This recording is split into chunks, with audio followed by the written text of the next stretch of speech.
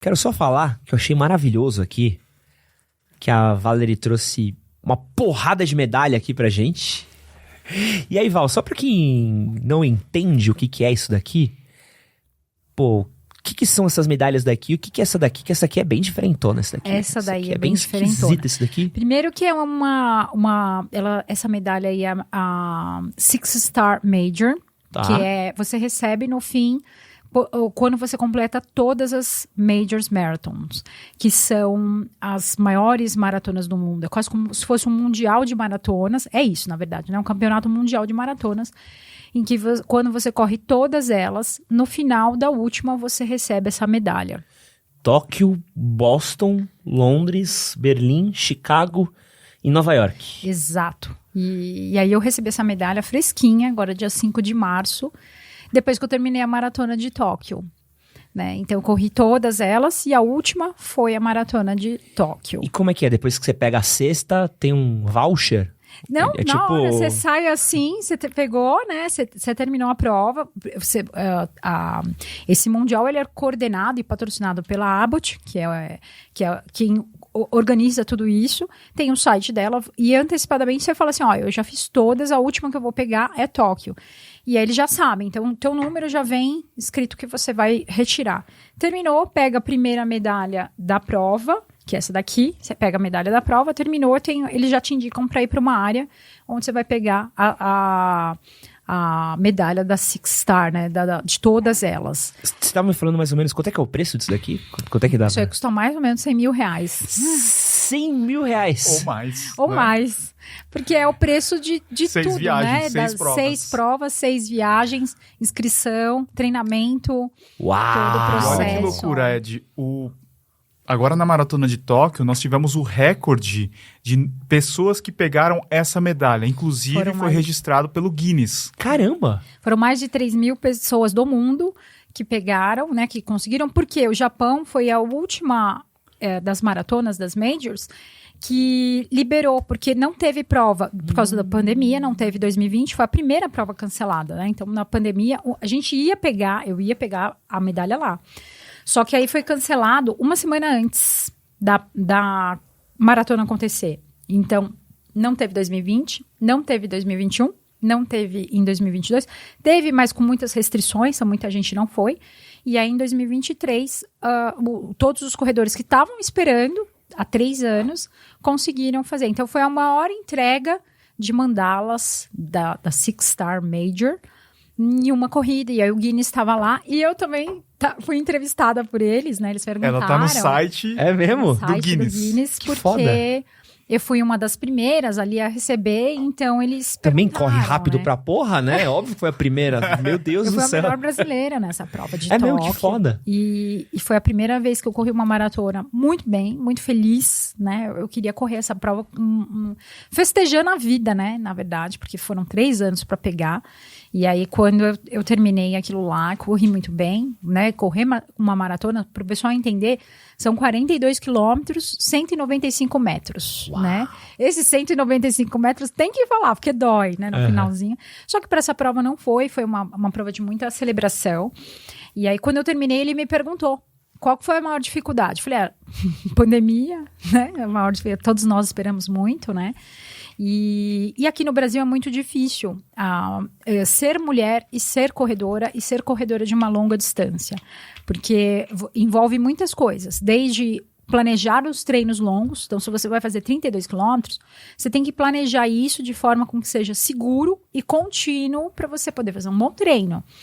E quando a gente corre na rua, além de todos os perigos, você tem que começar muito cedo, porque não pode pegar muito sol, então tem tudo isso, né? Não, e você é mãe. Mãe, então Isso você mais doido é isso, entendeu? Isso, Que é... mãe, tem trabalho, e tem tudo. O trabalho que a gente tá falando de loucura, né? De trabalho e tal. Então tem, acima de tudo, muita vontade e muita paixão. Acima de tudo, assim, foi a realização de um sonho. Muitas vezes eu queria desistir, e eu falava, não desiste, porque um dia você vai pegar essa medalha. um dia eu vou pegar essa medalha, um dia disso vai acontecer. Então foi realmente uma jornada, né? E foi muito por acaso, Ed. Um dia uma mulher pegou, eu tava na academia, ela mostrou assim essa medalha. Eu virei e falei, cara, isso deve ser muito legal, isso deve ser um baita de um desafio da vida. Eu vou fazer um dia eu vou ter a minha. E de fato, foram assim 7 anos, mais de 10 mil quilômetros que eu rodei. Qual que foi a primeira? A primeira foi Boston. Boston, que foi 2016. Foi 2016, Boston. Depois foi Chicago. A Boston foi a única que eu fiz sozinha, assim. Eu fui lá e paguei e tal. Chicago, eu tive convite para correr Chicago pelo patrocinador. Depois foi Nova York, 2018, que eu fui com a New Balance. E depois Londres, mais um convite da New Balance. Berlim, que nós fomos com Subviagens. E Tóquio, a ASICS convidou. E porque justamente quando eu fiz aqui Boston e Chicago, eu entendi que eu não tinha dinheiro para fazer as outras. E eu falei, então eu vou ter que criar alguma forma para poder fazer todas elas. E aí foi quando eu entrei no Tênis Certo. Eu conversei com o Edu em 2018 e falei, olha, eu queria muito, eu precisava ganhar dinheiro naquela época, foi em julho de 2018, estava passando uma situação financeira difícil. Eu conversei com ele e falei, ó, eu já tenho digital, mas eu não ganho dinheiro. Como eu faço para ganhar dinheiro? Aí eu falei com o gênio da história e além disso, além de eu trabalhar, eu comecei a produzir conteúdo de corrida para o canal. E aí eu fui fazendo cada uma dessas provas, levando conteúdo. Eu tenho uma história de bastidor, não sei se você sabe, mas eu conversei com o Edu sobre você antes de você entrar no canal. Foi no dia que a gente entrevistou o Bolt. Verdade. Acho que você não tinha entrado ainda. Eu lembro que eu tava trocando ideia com o Edu no evento da Puma. E o Puma falou, mano, tô uma menina pra entrar aqui no canal, gente boa que corre e tal. Eu falei, pô, que da hora tal. Foi. É engraçado. Foi acontecendo várias coisas, né? Então, e nesse meio tempo, Ed, é sempre muito...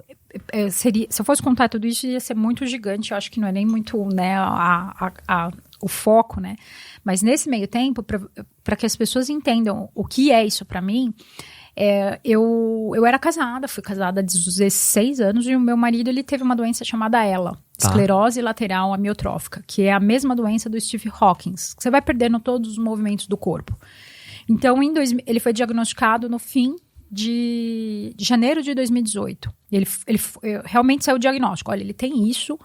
Eu nem sabia o que era essa doença, nunca tinha ouvido falar disso. Sabia quem era Stephen Hawking, tanto que assim, eles falaram, esclerose lateral amiotrófica, doença do neurônio motor.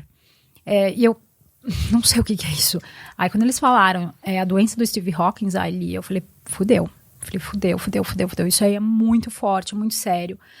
Então a corrida, ela passou a ser a minha esperança.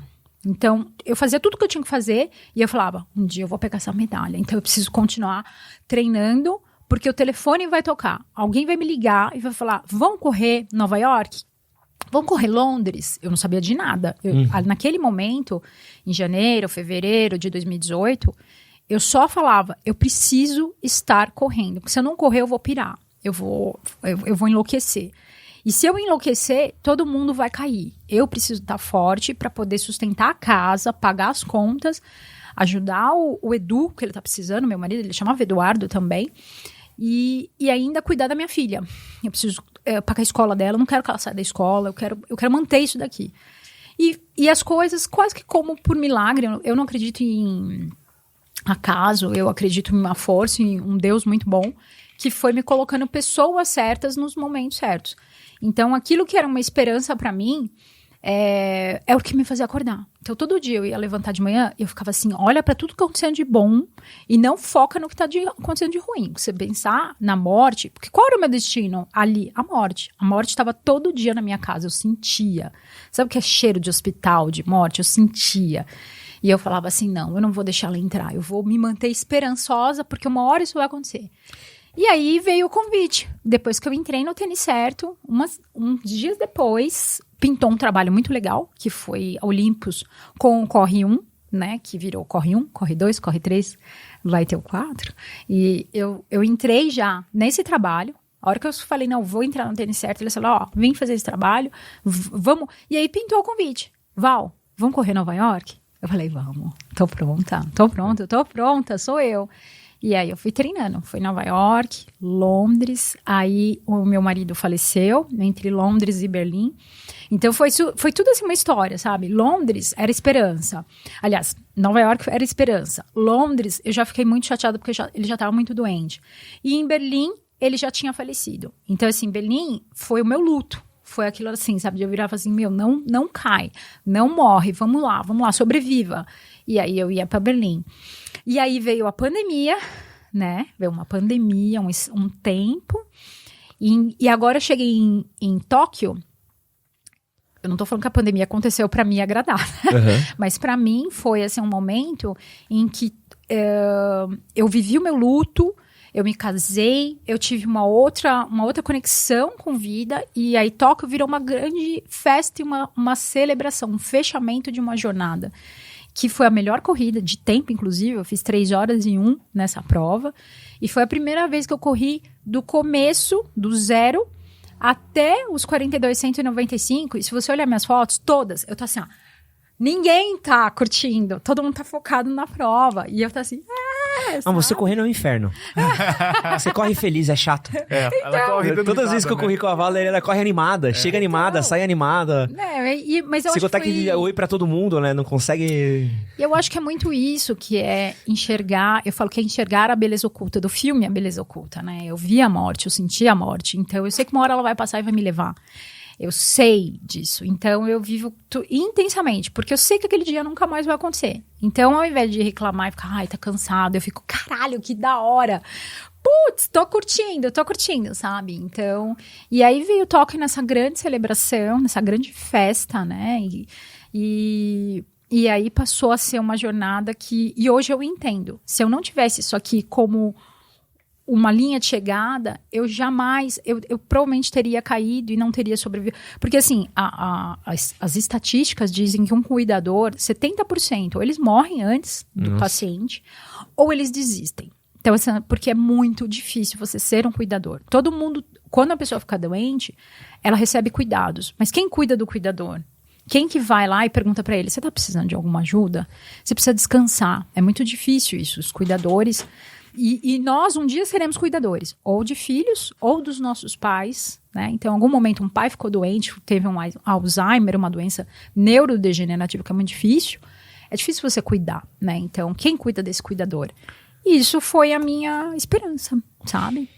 E dessas daí, é óbvio que tem toda uma carga sua por trás também da sua história, mas qual que é a melhor prova? Qual que é a mais maneira? Londres. É mesmo? Por quê? Londres foi uma prova em que, talvez seja emoção, mas Londres é uma prova que tem gente torcendo o tempo inteiro. Muito diferente do que é aqui no Brasil, né? Então, lá fora, é uma prova em que existe... Para você participar de Londres, é muito difícil conseguir inscrição, começa por aí. É um sorteio. As pessoas que conseguem os sorteios, assim, todo mundo fala, quem foi sorteado? Ninguém conhece, sabe? É um ou outro, porque é muito difícil ser sorteado. Você pode entrar pagando uma inscrição de caridade, que aí é R$5.000. Então, Nossa. Você paga... E aí esse dinheiro, parte vai para a tua inscrição, parte vai ser doada para uma instituição que você escolhe.